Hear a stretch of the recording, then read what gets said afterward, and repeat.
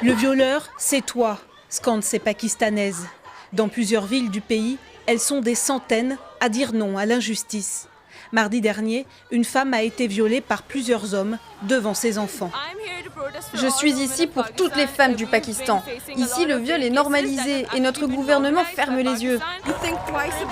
En tant que femme, vous réfléchissez à ce que vous allez porter en sortant.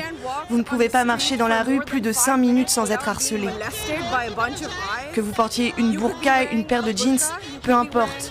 C'est comme si vos vêtements étaient transparents. Dans ce pays musulman, ces images de rassemblement sont devenues aussi banales que les affaires de viol. Car ici, on blâme la victime. Pour l'enquêteur chargé de l'affaire, elle aurait d'ailleurs commis des erreurs. De quel genre d'État s'agit-il quand une femme est violée en groupe devant ses enfants?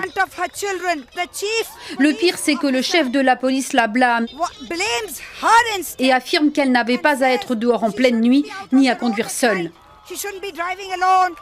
Dans la nuit du 8 septembre, aux abords de la ville de Lahore, dans le nord-est du pays, la mère de famille tombe en panne de carburant sur l'autoroute. Elle téléphone alors à la police, mais avant leur arrivée, 2 hommes armés l'emmènent hors du véhicule et la violent sous les yeux de ses 2 enfants. Lors d'une conférence de presse, l'inspecteur général de la province du Pendjab lance une véritable chasse à l'homme. J'espère que nous identifierons les 2 suspects très prochainement. Et si Dieu le veut, nous les arrêterons. Nous appelons l'ensemble de la population à nous aider à les retrouver.